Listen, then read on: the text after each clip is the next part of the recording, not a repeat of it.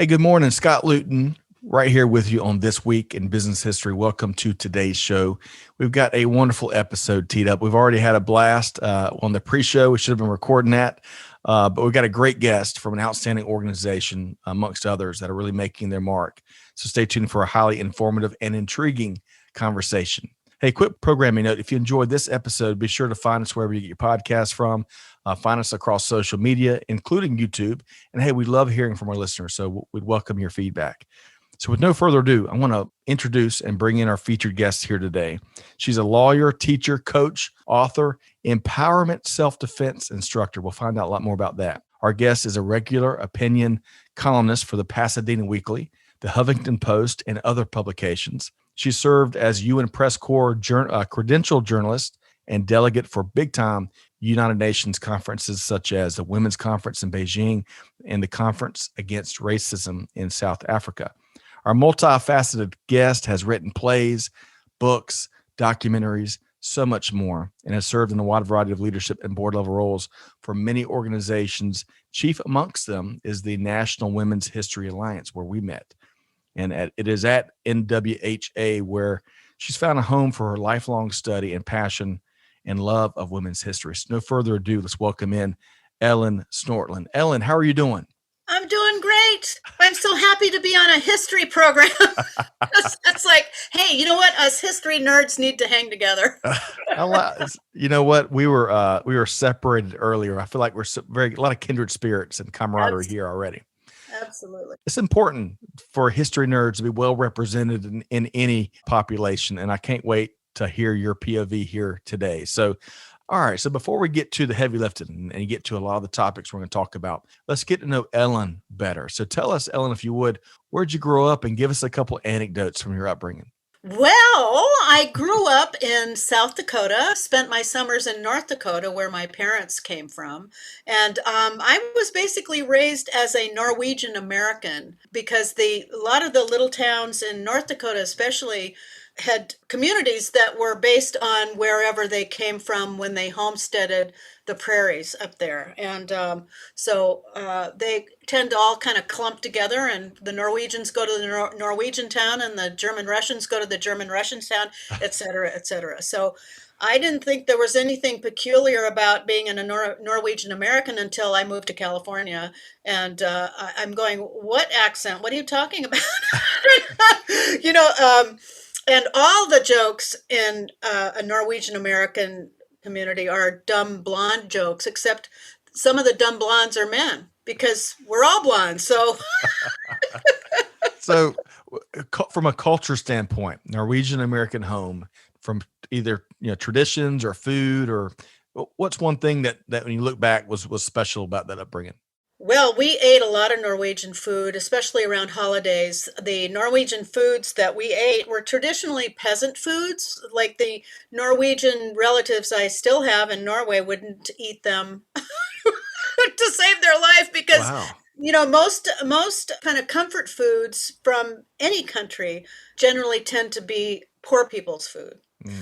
So in Norway, it would be lutefisk, which is a cod that's soaked in lye and dried so that Vikings could take dried fish with them when they came to conquer the world. And so it's a wretched dish. I happen to like it because I grew up on it, but it's really just a butter delivery system. Well, it's kind of like sushi for me. It's a wasabi delivery system. I love wasabi. I put it on everything. So, okay. but going to your point, goodness, so thankful for peasant food, as you put it, because that, almost regardless of what country, that's given us some of our favorite, global culinary delights, right? It comes from all walks of life. I love that. Yeah. That's what we have in common. And the Norwegians have a tortilla-like item, which is called lefse, and it's a potato-based. It's really a tortilla, but all poor people have something to wipe up food with because you don't waste the gravy on the plate. You wipe it up with something, or just like it all makes sense. It's common sense food. I love it. All right, so we're gonna talk about your professional journey in a moment, but what took you to California? Ooh. When I was in high school, I fell head over heels in love with the football coach slash drama coach. It was a tiny little high school, and we were madly in love. I was underage, and we never did anything that was even remotely sexual. He was completely a gentleman, but we had this, oh my God, I loved him, and he loved me. And but rumors started that we were being sexual and we weren't. He got fired, so he moved to California and got into Stanford in the acting program there. And then he went to a repertory theater company in mid California called Santa Maria. And so I auditioned over the phone. Wow. I got in as a 16-year-old, and we he met my bus, and we immediately saw that we despised each other. But it got me to California. Love it. Love it. So we're going to touch on some things you've been up to, but clearly from a creative side, that side of your brain, whichever, I forget if it's right or left, but from creating documentaries and of course, writing books and acting, was he part of your initial, how you found your passion for that stuff? You said he was a drama teacher too? Yeah. Well, it's hard to tell this now, but I was painfully shy. Mm. But I knew I wanted to have somewhat of a public life. I'm an ambivert. I'm both introverted and extroverted. If I had my druthers, I'd be reading all day long and tell you to leave me alone. And I also love to write because it's a isolating kind of activity. We had a really interesting relationship because this was such a small high school. He decided he would teach a semester on Dostoevsky, and so I was his only student in that class, and we bonded over Crime and Punishment. Wow. You don't hear that very often. No, no. And then he decided he was going to direct Murder in the Cathedral, which is about Thomas à Becket, and I said there are no roles for women, and except the chorus, which all the great parts were for men, which was typical in high school theater. And so I was the single chorus person because he wanted a chorus of one person, and I was that. And that was the beginning of me playing leads in a lot of plays, which it's not accidentally called a lead. It's a lead because it is a leadership position. Mm. Taking responsibility for how the play goes and learning your lines and showing up on time and all that stuff. So it really taught me leadership in a way that I hadn't had the opportunity for. But Well, so he tickled both the left side and right side of my brain because I also produced that play, and I realized I loved being the boss and I loved producing, and there weren't many women who were producing at that time either. So it was really the kernels of a large portion of my life. So during that time period when you were there in the moment, were you conscious of the lack of female representation, both on the acting side, in the big roles, lead roles, and the production side, or is it something that you kind of reflected back on and it dawned on you? Were you there? Did it smack you in the face when you were there in the moment? Yes and no. I mean, not like it does now. It was kind of the way things were. Nobody questioned it. And I started to have hints of it, but it mostly came up with, hey, that's not fair. They get all the good parts. It's like, hey. But my activism came, oh gosh, maybe 5 years later, because I started an all-woman theater company in Santa Barbara, California, because we were all really ticked off because we didn't get to direct, we didn't get to design, we didn't get to do any of that stuff. And had I known about Title IX at that time, I would have brought a Title IX lawsuit because we didn't get the same education as the boys in the departments got. And what really ticks me off looking back on it is that the heads of these theater companies had to go raid the boys in orchestra or the boys in chorus or whatever, just to get enough boys to be in the theater production. And meanwhile, the theater department is full of girls who want to do all sorts of stuff, and we weren't allowed. So Wow. So forming that all-female production company in Santa Barbara, that allowed all of the folks in that troop or that organization to fill whatever role that their heart desired, right? Exactly. And Mm. everybody is like this. It doesn't matter what your gender is. You learn by doing. You learn by putting your butt on the line and producing. Do you know what I mean? It's like, so, you learn to be a leader by putting your money where your mouth is. And so we learned a lot. Mm. Love that. And an hour never does justice for these types of conversations. We'll have to have you back and dive deeper in some of the nooks and crannies, as it were, of your journey. Let's talk about, I can only imagine what you learned and the impact that just what you've shared has already had on your journey. But when you look back on other things you led or projects that you managed or what have you, what other key role comes to mind that really helped shape who you are and your worldview? Well, being in Southern California and going for an acting career, I realized pretty soon on that I was going to have to be responsible for creating projects so I could participate in them. So, for instance, I'd always wanted to play Nora in A Doll's House, which is a Norwegian play, and I thought, well, you know what? I'm going to produce it. And so I got a hold of Ted Danson and I asked him to play my husband, and he said yes. And it's really been my unwillingness to sit around waiting for somebody to do something for me. It's like, you know what? And the other key thing is that I did surprise a lot of people, but I survived a killer flood in South Dakota in 1972. And I was only 19, and the cliches are so true. We came close to drowning. I saved both my parents from drowning, and I was only 19, and I saw my life flash before my eyes. And Wow. it was like one of those gifts that it could have really messed me up, but actually inspired me because I really said, wait a second, life is not a rehearsal, and it could be gone like that. Mm. Out of 27 people in my neighborhood, only 7 people survived, 3 of which were my parents and I. Wow. And we were only alive because I was a Red Cross certified lifeguard. And, not a lot of 19-year-olds get that opportunity to live through something and go, okay, I'm going to live my life a lot differently from now on. Yeah, no kidding. Wow. What city? That was North Dakota, right? That was South Dakota, Rapid City, South Dakota. It was a Okay. killer flood. It killed a lot of people. So it sounds like what I heard some of what you say there or allude to is your how important it was not to take one single day for granted. And did you, from that point forward, was it were you a lot more intentional in terms of how you celebrated the small stuff and enjoyed the small stuff, as it were?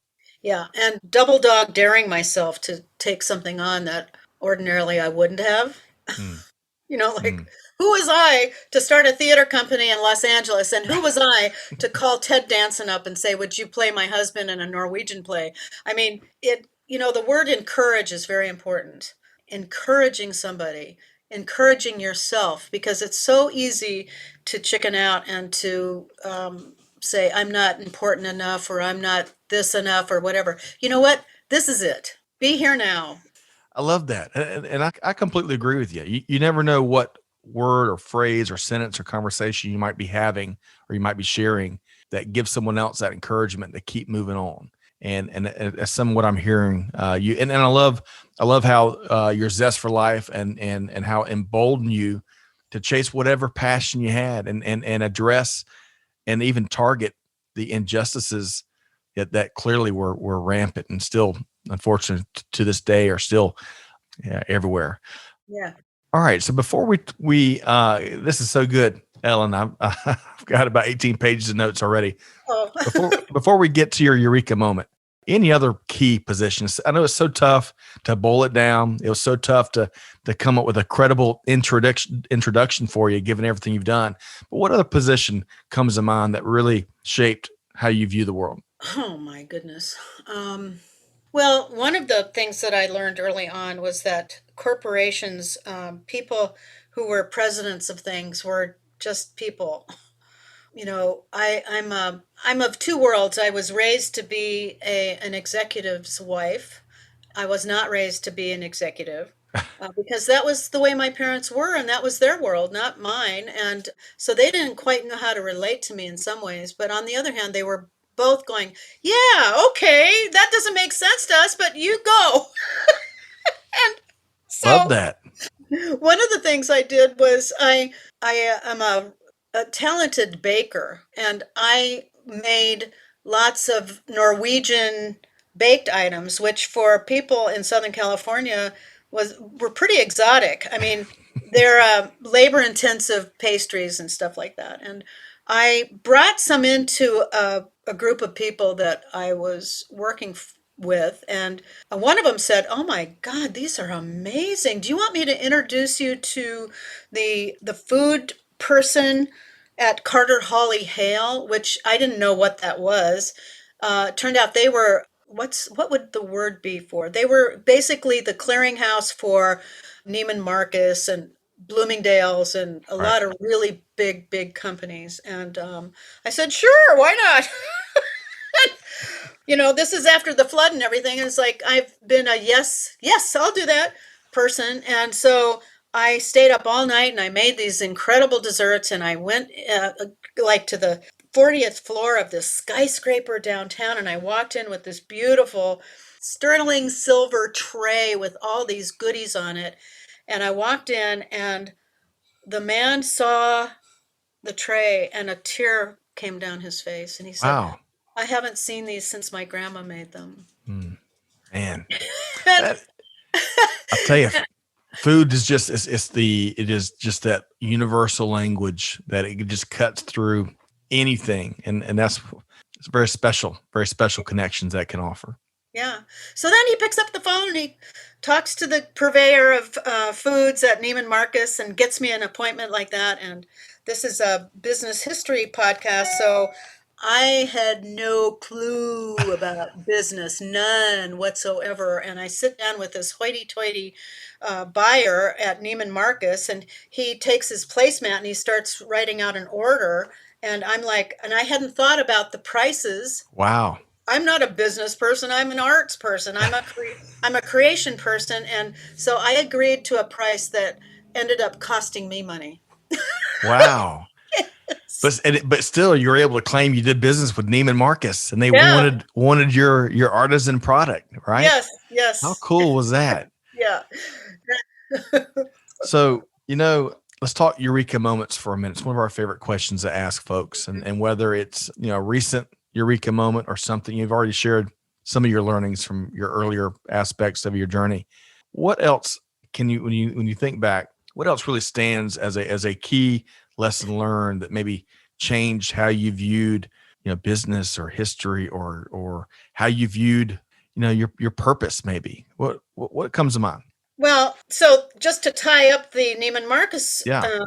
conversation, is the man who cried when he saw my food. That was my eureka. It's like, Mm, oh, these are just simply people with memories and full lives and hearts. And I stopped being intimidated by big companies with that. I just went, oh, they're just like I am. well, So that was important. And then also in my career, I had three callbacks to host the new dating game really? because I was really good at improv and on my feet, that kind of stuff. And it was like, oh my word, if this comes through, I could be making six figures starting next week. And it was just very exciting. And it's called the entertainment business, not because it's, entertaining necessarily, but it's a business.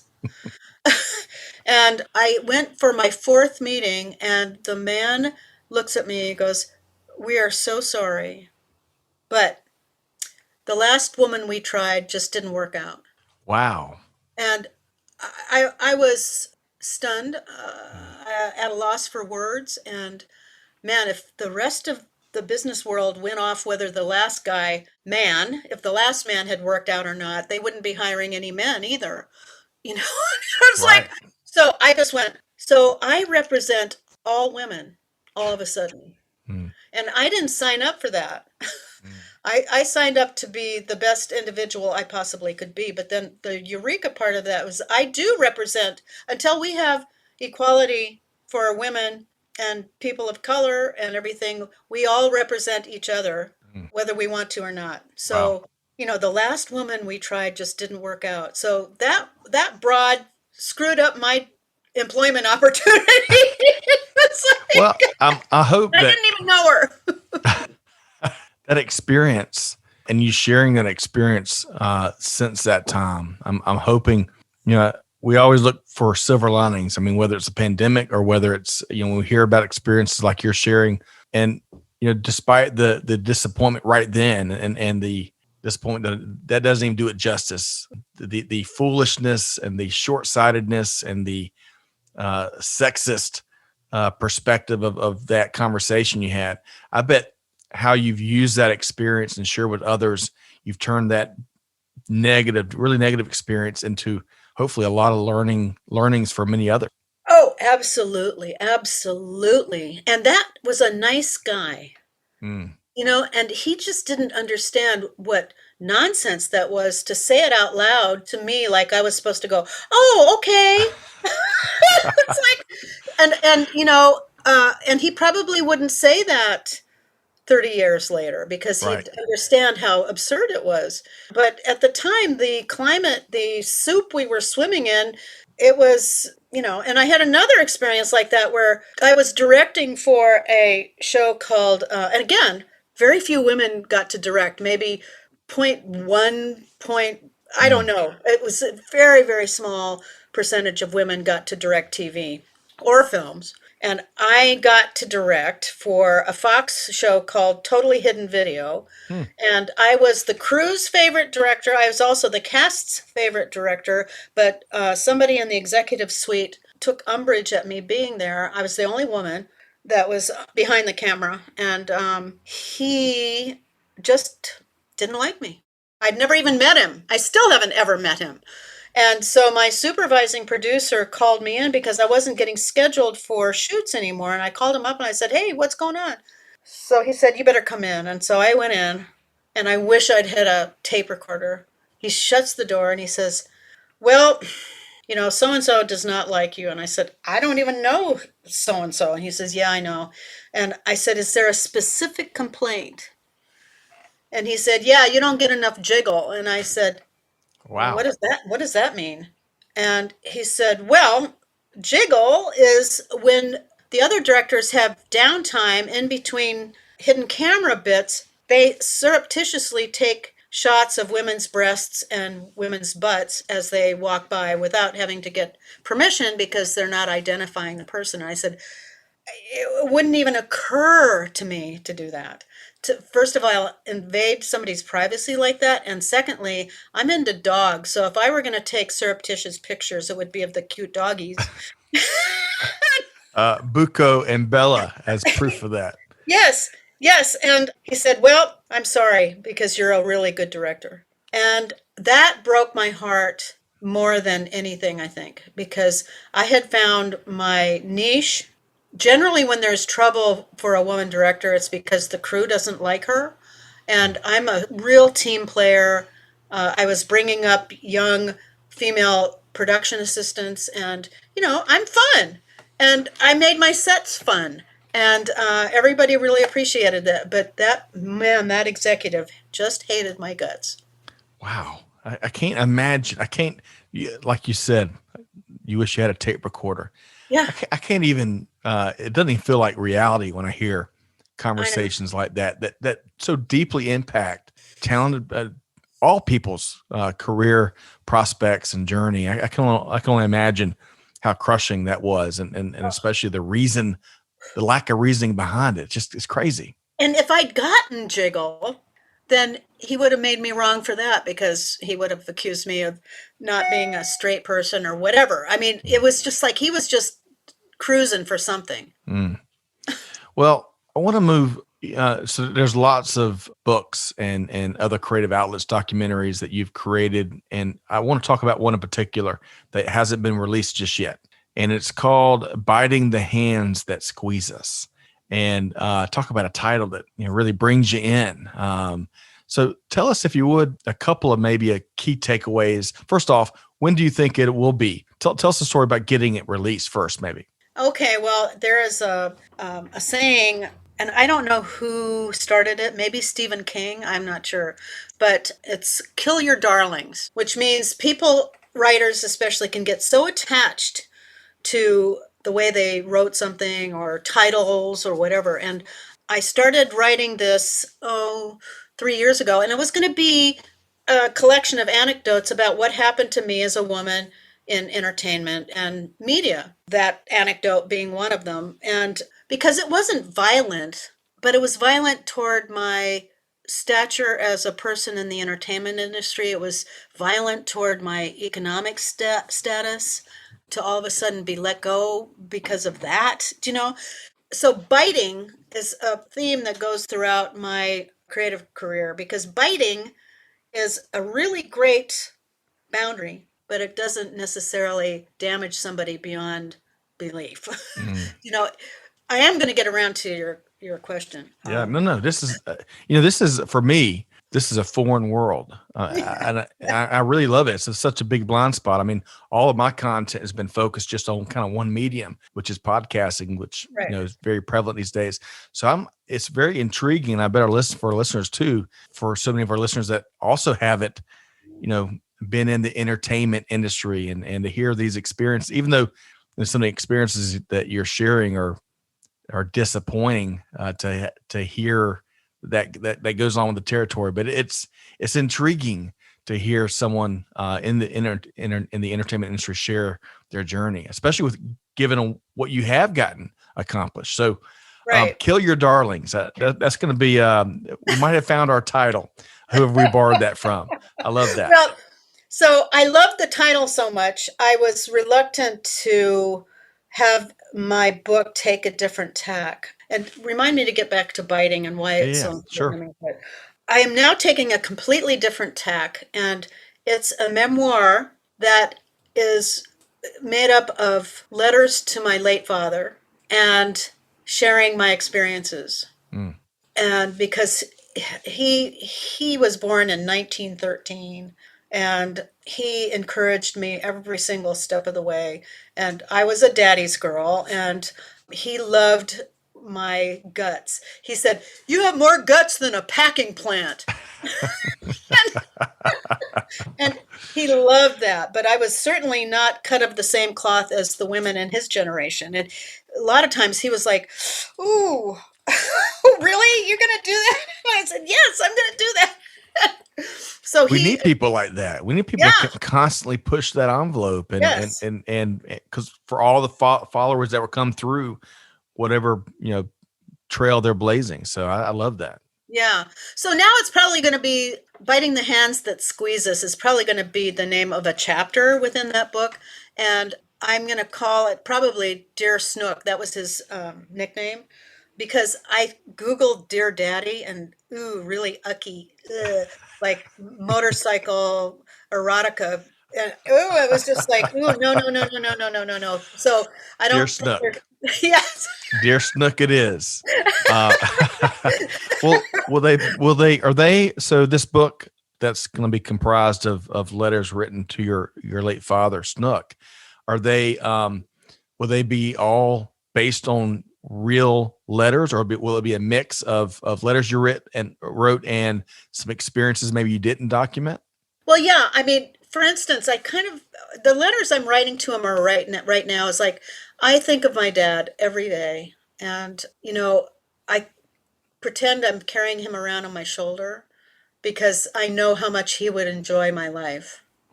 And, if it weren't for my father and my mother, I wouldn't be having the life that I have.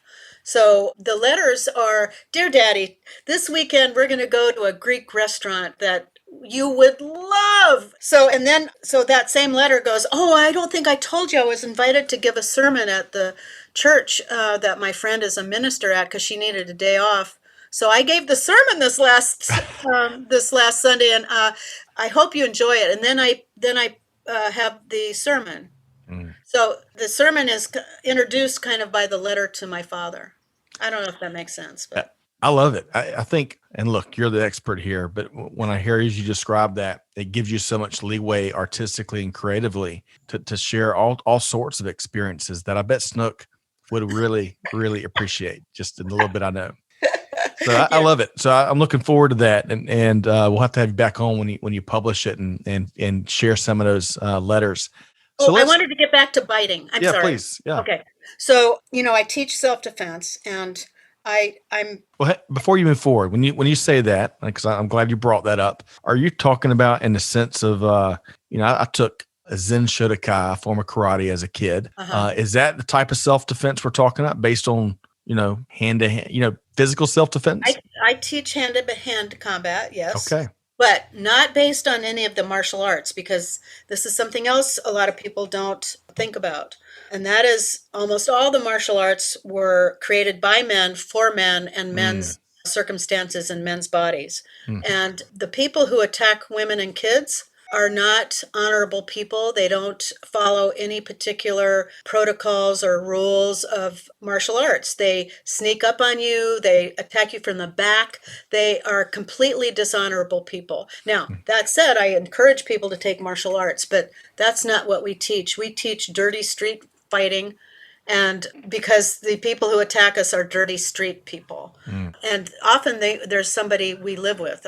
It's not that I'm casting aspersions on street people, it's that there's no honor among people who attack people that they think can't fight back. Right. They're And, looking to probably take any advantage to do whatever whatever their objective is. So, all right. absolutely. So you're teaching self defense, and I love that. That was a blind spot for me. I didn't even stop to think about how the martial arts, what point of view, what perspective that they were derived from. So tell us, you're going to connect, I think, self defense with biting the hands that squeezes. Well, yes, and so when I teach self-defense, I teach with lived experience. I've been assaulted. I Mm. know what it's like to be attacked.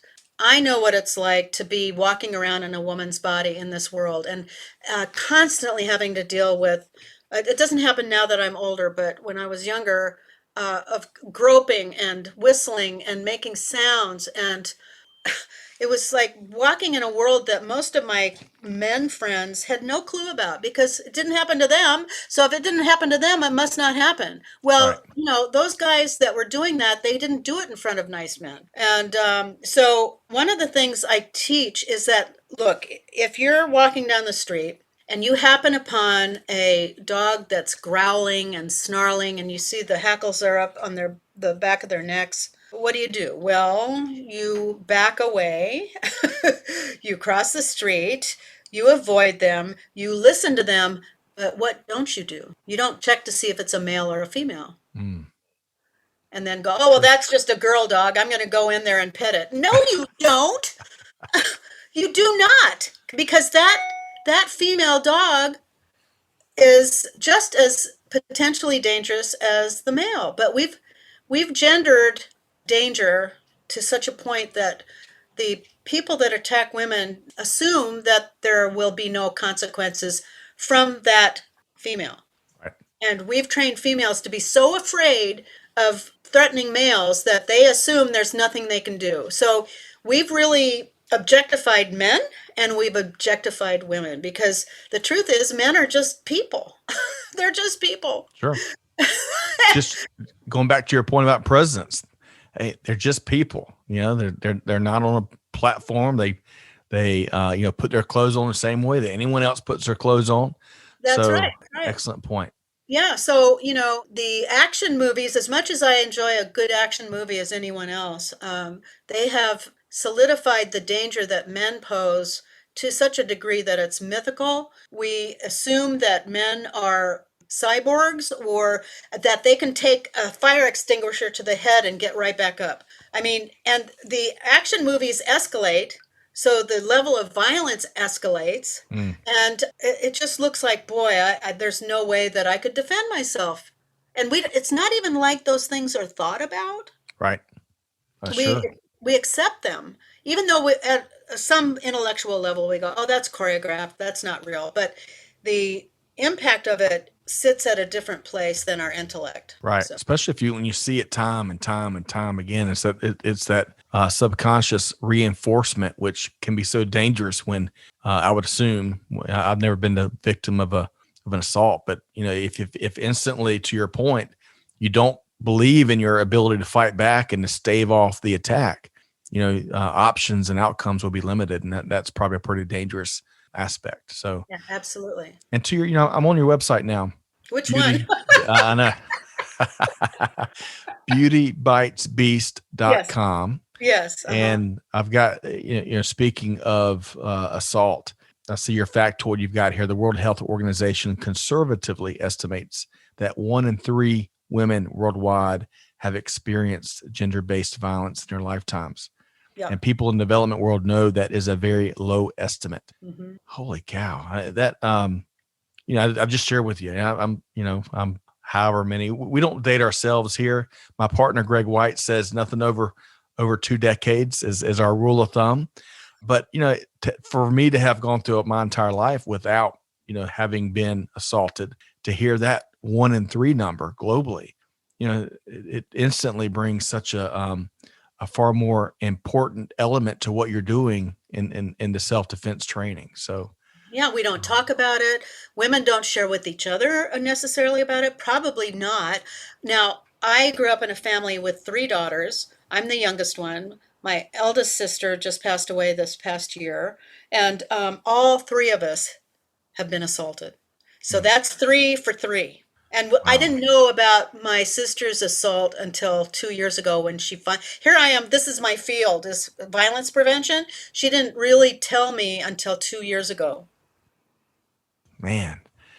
And it was her accountant. Her accountant. Her Wow. accountant. She came in for a tax meeting, and he said, "Well, if you give me oral sex, I will refrain from reporting you to the IRS." And she said, "For what?" He says, "Nothing. I'll just make something up." Unbelievable. And then, Unbelievable. and then she was so scared of him, she did. And she Mm, was so ashamed of herself. And I said, "The shame goes to that guy. What were you going to do?" mm. Right. Unbelievable. So let's, all of this that you're sharing, I think, I know you're involved in a lot of boards and leadership teams and through a lot of your volunteer leadership. But, the one where we met, the National Women's History Alliance, NWHA, it adds to the mission, the criticality of the mission that the NWHA has. So if you could shed a little bit of light on the organization and its purpose and your involvement. Well, it was started by Molly McGregor, this sweet woman who was a history teacher. And in 1980, she was teaching a regular history course, and a young man in her class said, What's women's liberation? What's that?" And she said, "Well, let me see if I can find something that you can read and about it historically." And she had a library full of books at home. She went and looked. Then she looked in the school library. She could find one paragraph after all these resources that talked about women being given the vote. Wow. So wait a second. So if aliens landed and looked through our history books, it's as if women never existed. And it's as if Native Americans never existed. And the people that are MIA existed and not only accomplished survival, but accomplished inventions and all sorts of creative things, and just, an astonishing amount of history that has been ignored. Mm. And, we didn't even notice that we were missing. That's the part that blows my mind. How come I didn't notice we were so missing? Well, here's an existential question. How do you know that something's missing if it's missing? True. You don't know what you don't know, right? Yeah, that's right.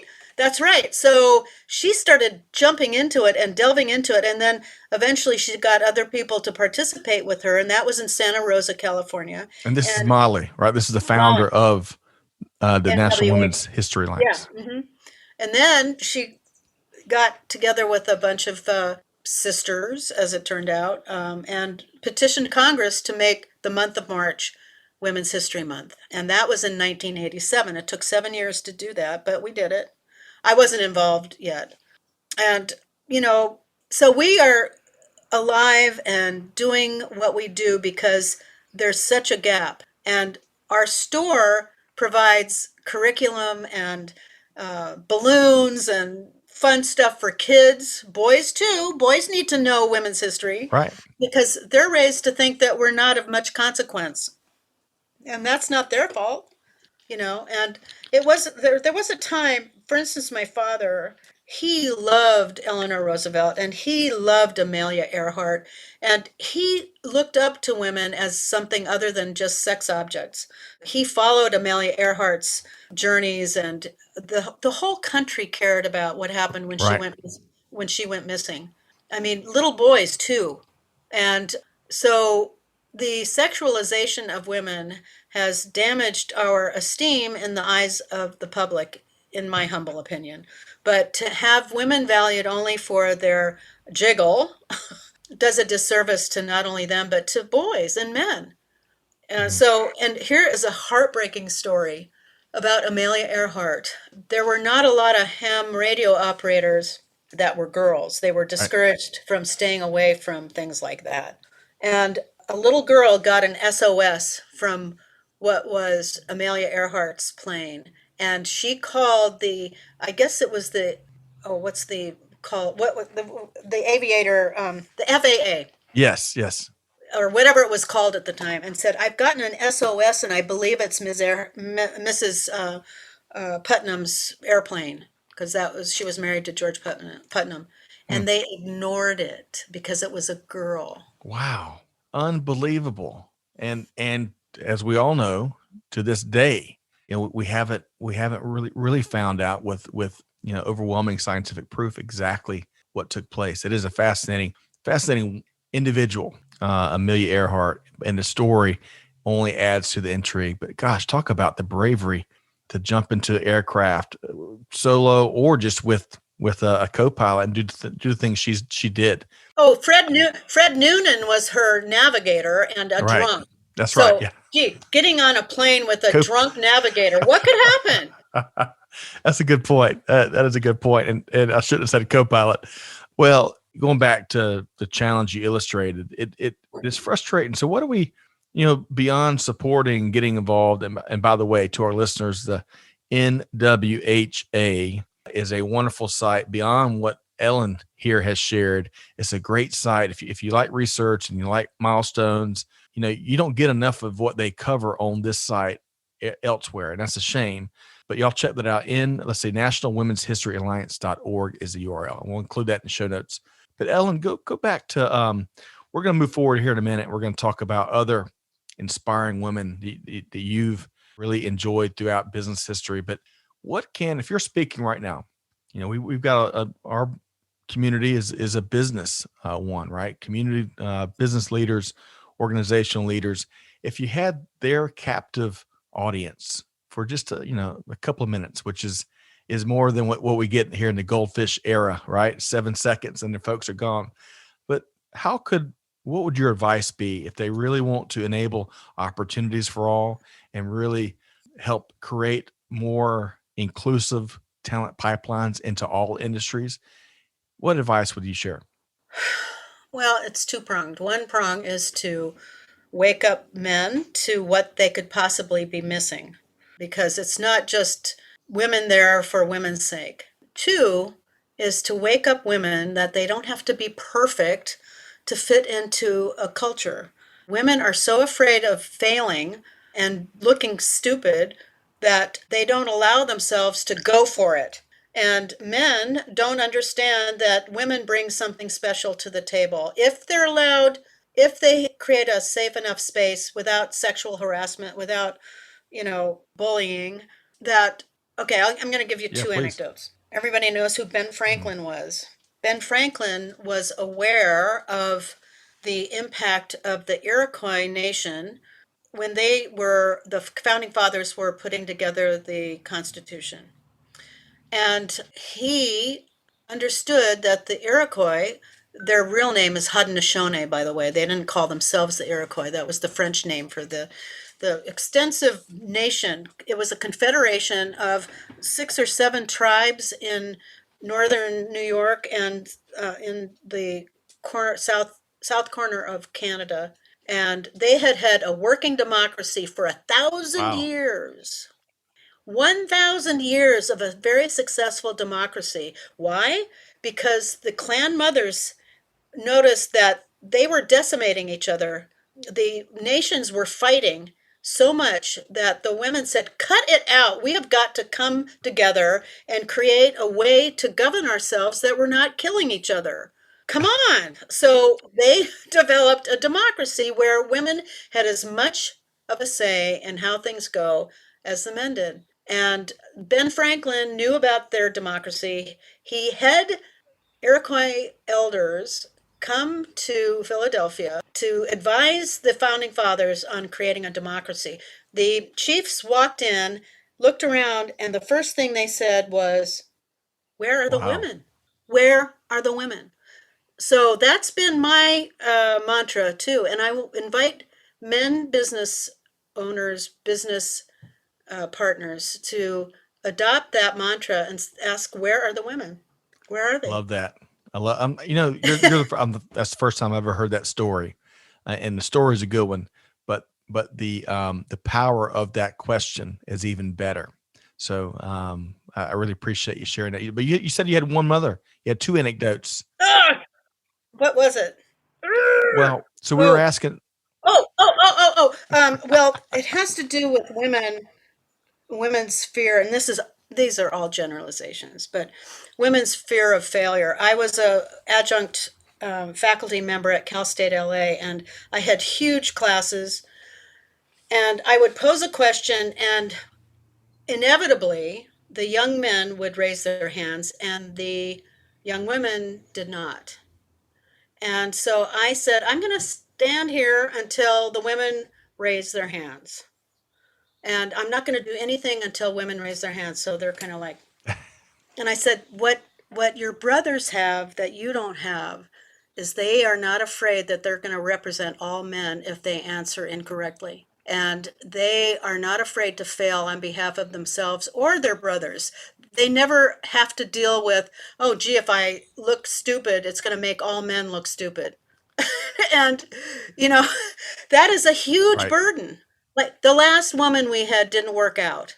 It's like, and it's unconscious. It's not like it's even in people's minds, but it's there nonetheless. And such a it's unconscionable, right? That those conversations that you've shared and the excuses and the lack of any kind of common sense or rationale or and injustice behind it, it truly is unconscionable. And that's the important, because of that.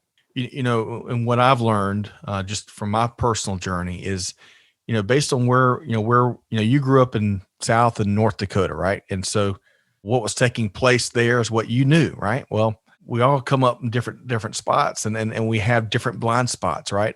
And I think one of the great challenges we have had, continue to have, will continue to have, sadly, is ensuring that everyone understands and they know that they have a blind spot. And in that blind spot is where these injustices continue to thrive because it not encourages, but it creates inaction because it takes away from the credibility of many other people's experiences and unfair scenarios, conversations, injustices, the experiences you've shared, all of that thrives partially because of the blind spot that we all have to some degree or greater degrees in some cases. So this conversation here helps attack and create more awareness and attack these blind spots, which is so important. So thank you very much for sharing thus far your journey and some of those moments where it's just unbelievable. And if you start to question reality, Ellen, you start to question reality, insanity. What are we doing? Oh, I know. The anecdote I was trying to Mm, remember. Women in the 70s started to invade heretofore male dominated mm, spaces. And one of those spaces they invaded was archaeology. there were no women out on digs, or if there were, they were always very rare. And when you're the only one in a group of people, it's not easy to break through cultural bias. However, on this one dig, they uncovered a deer antler that had 28 slashes on it. And the male that uncovered it lifts it up and he goes, "Wow, this must have been a great season. They probably bagged 28 deer in this, one hunting exposition." And the woman goes, "Excuse me, I think that's a woman keeping track of her menstrual cycle." Wow. But different perspective. And, so who invented calendars, I wonder? And I have writing students who assume that the paintings in the caves were by men. Well, based on what? Were you there? Why couldn't it have been women? Why couldn't it have been anybody? It's like you don't know, but we have this blind spot, all of Right. us, men and women, that it must have been men if it was All right. important. And that is just not so. It's a dangerous way to view the world. But it is a blind spot. And to some degree, your lack of knowledge. I mean, the onus is on each of us to find that blind spot, but then to do something about it. And that's where as I was talking to someone the other day, Ellen, I have resigned myself to no more Facebook and LinkedIn, social media, duke it out, right? If you don't believe in unconscious bias, I'm not going to argue with you. I'm just going to continue to spotlight experiences. And hopefully folks have epiphanies that I've been fortunate to really be taught, because it's a blind spot for a reason, because it doesn't come to you naturally, right? But nevertheless, let's talk about, on a different note, and I love these anecdotes, by the way. I think Ellen, you could write for a wide variety of different books. That let's talk about other inspiring leaders when it comes to women in business history or any kind of history. Who else comes to mind that really you love to read about, that you're inspired by, that maybe even you modeled some of your pioneering spirits after? Well, one of my favorite women in history that really got buried by other women. By the way, I don't think men are bad. I don't think women are good. I think we're all people and we are human beings first, and our gender, is a very, very, very strong factor of it, but we're all Right. people. So that's where I come from, and our blind spots are equal. Yeah.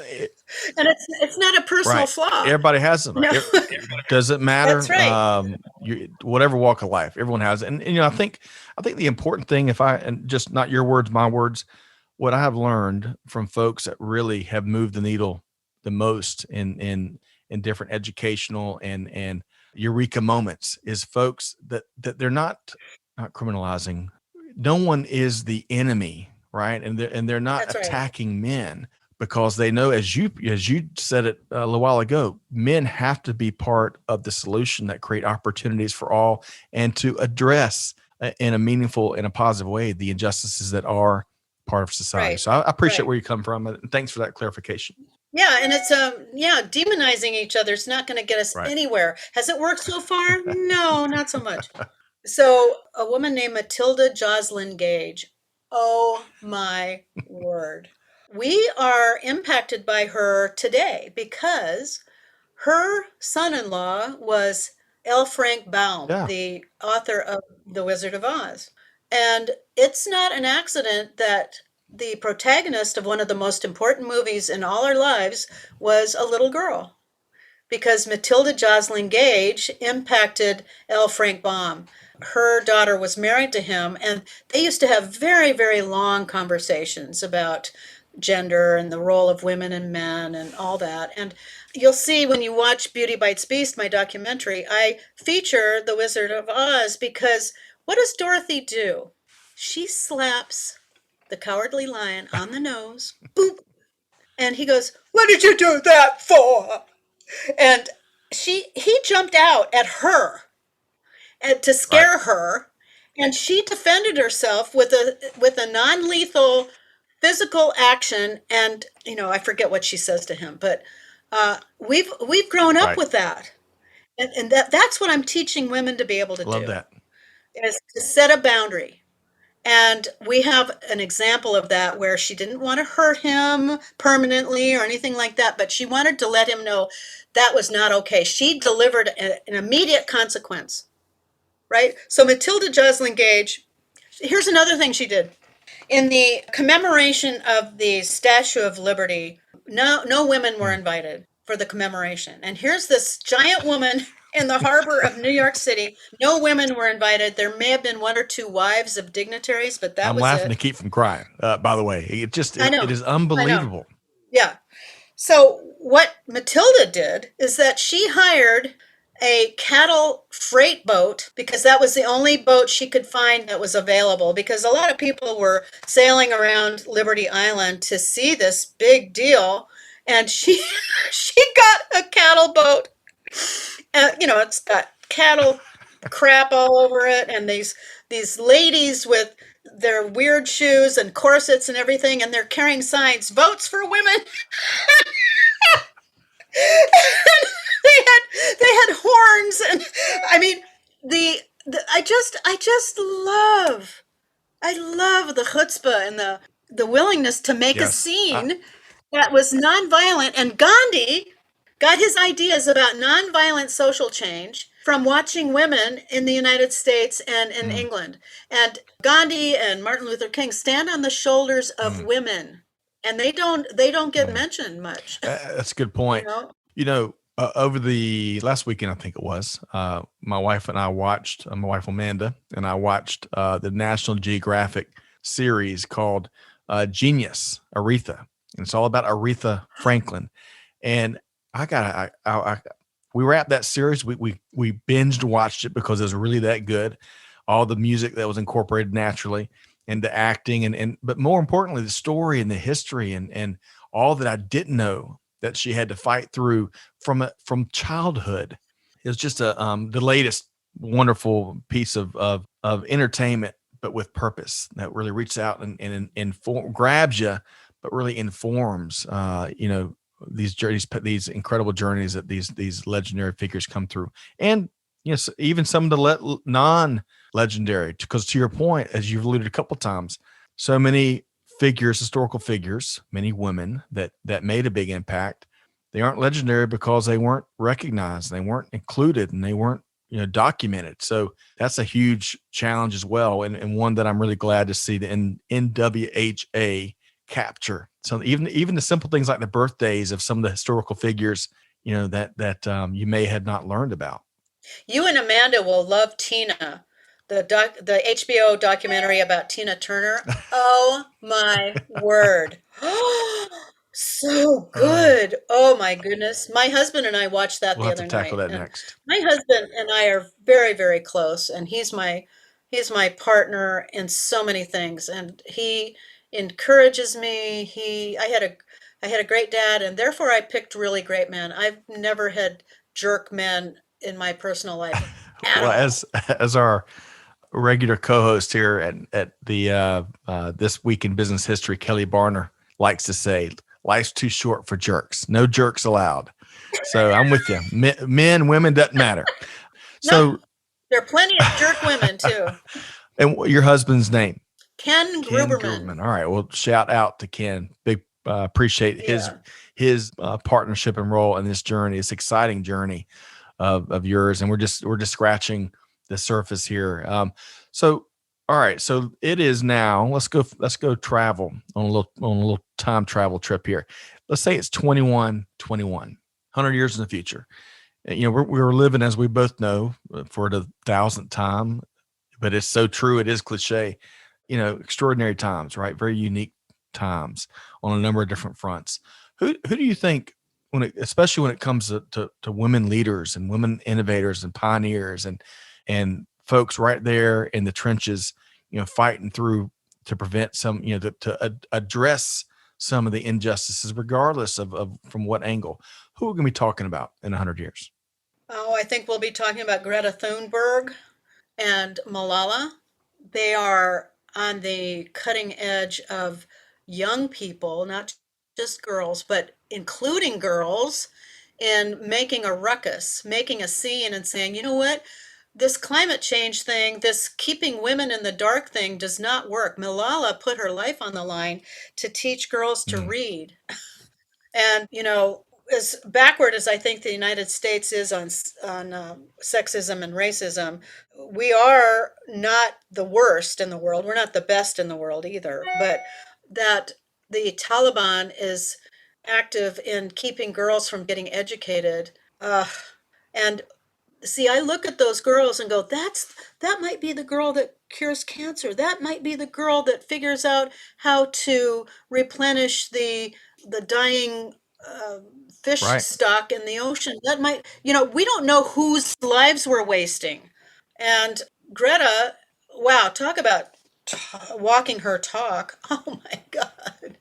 And she and her generation are going, hey, you know what, boomers? And I hate that word, but it's Right. true. It's like, you know what? We're living into a future of Right. chaos. All we can see right now is that with climate change being denied by a lot of people who I believe ought to know better and who kind of willy-nilly keep addicted to oil. I'm addicted to oil. I keep driving. I'm not Right. walking. You know what I'm saying? It's like, but it's Right. true. It's true. So I think they'll be talking about girls like Malala and Love Greta. that. I love all, I say exactly what's on my mind and for the better or for worse. And I'll tell you, Ellen, I enjoyed our pregame discussion, really enjoyed this discussion. There's so much we can't get to, but it's been a pleasure to get to know you better. And I'll tell you too, one of my favorite podcasts that we did here, This Week in Business History is one of several under the Supply Chain Now umbrella, was focused on Rose Knox. And I would not have learned the story of Rose Knox, even though I stocked as a grocery stock person in my first job ever, making $4.35 an hour. The product that Knox gelatin, right? Everyone, I mean, if you've been in a grocery store, you've seen it, and certainly if you cook. Rose Knox, I stumbled across her story from the NWHA website. Never was taught about it, and it's such a powerful story. And I'm not going to dive into it extensively, but two quick things. Her husband died very instantly, or very quickly and suddenly back in the 1910s, and they had built a successful business, and all of her friends at the time encouraged her, hey, women don't run businesses. This is like 1918, 1919, as I recall. And she told them all, get lost. We're going to do this. So she took the reins of the manufacturing operation, right? So that's really cool. But one of the first things she did when she took the reins is the company was forcing certain of its employees to come through the back door, right? And the very first thing she said she did is close that back door and said, look, we're a family, we're a team. Everyone is coming through that front door. And I would have never, wouldn't have come across that story, which is so much, and that's just tip of the iceberg, much like you. There's so much to that would inspire and empower, and that you can learn from and share with others. And really from the great information y'all published there, just on the free stuff that you don't even have to order. So y'all check out let me get the URL right, nationalwomen'shistoryalliance.org. A lot of good stuff. And of course, that's how I met Ellen Snortland, which has been a great interview here on This Week in Business History. So let's make sure, Ellen, how can folks connect with you in particular? We've kind of shared the NWHA angle. How can folks check in on all the great projects you're leading? Well, go to my website, beautybitesbeast.com, or my website, I like that. authorbitebybyte.com. If you've been avoiding writing a book, I can help you get unstuck. And and to watch Beauty Bites Beast, I love that it saves lives. And you can get access to Beauty Bites Beast on my website, beautybitesbeast.com. And it's like, hey, life is too short to be around jerks. That's true. That is right. So let's teach each other how to handle jerks, okay? And encourage others and encourage them, as you were saying earlier, not to quit. Laura Cesari came on one of our live streams earlier, and she talked about her journey several decades back as she was going through engineering classes at I think it was at University of Tennessee, I think it was. But anyway, she's going through engineering, one of the few women in the student body.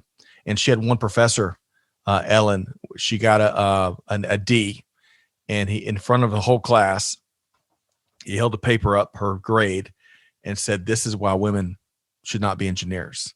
And she came this close to quitting, but she had some folks in her network that really helped encourage her not to quit. And she's gone on to do some huge things in industry and manufacturing and engineering and operations. But all that would have never happened if she'd given into those doubts that we all have at different points in time. So I love your message.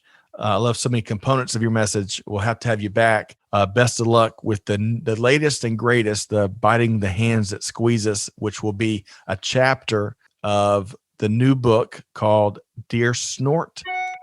Dear Snook. Sorry. Close. Dear Snook. I should have written that down. Well, all the best. Ellen Snortland's been a pleasure. Thanks so much for spending time with us here today. Thank you so much. It's so nice to be with you. You're so present and so real. And I love nerding out with you. We'll do it again really soon. Thanks so much, Ellen. Thank you. All right. So to our listeners, gosh, hopefully you enjoyed this conversation as much as I have. We ran a wide range of topics, but hey, that's nothing new for us here at This Week in Business History. Ellen is such a great, not only a great interview, but there's so much to learn from her journey. And I really appreciate how she's spotlighting that so other folks can attack that blind spot that we talked about. And hey, if you take anything away from this conversation, embrace that question. Where's the women at that Ellen shared with us? So, hey, on behalf of our entire team here at This Week in Business History, I hope this finds you well and you have a great week wherever you are. But most importantly, hey, do good, give forward, be the change, be like Ellen Snortland. And on that note, we'll see you next time here on This Week in Business History. Thanks, everybody.